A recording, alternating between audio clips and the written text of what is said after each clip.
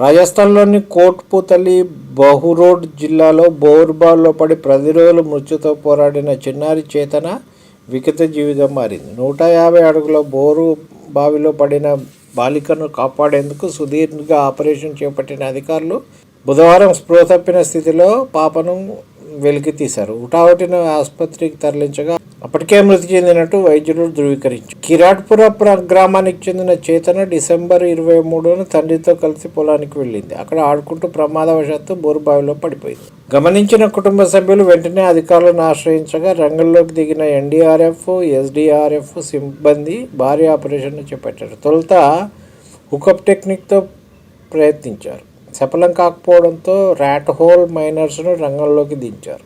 Polling మిషన్తో బోర్వెల్కు సమాంతరంగా 170 అడుగుల సొరంగం తవ్వారు. అదే సమయంలో పైపుల ద్వారా లోపలికి ఆక్సిజన్ పంపుతూ కెమెరాలో బాలిక కదలికలను ఎప్పటికప్పుడు పరిశీలించారు. పాపను చేరుకునే మార్గంలో పెద్ద బండరాయి అడ్డుగా ఉండటంతో సహాయక చర్యలకు ఆటంకం ఏర్పడింది. చివరికి 10 రోజుల తర్వాత చిన్నారిని బయటకు తీసుకొచ్చిన ఫలితం లేకపోయింది. ఇలాంటి బోరుబావులు ఎక్కడున్నా కూడా మూసివేయాల్సిన బాధ్యత స్థానిక సంస్థలు ప్లస్ గవర్నమెంట్ అధికారులు.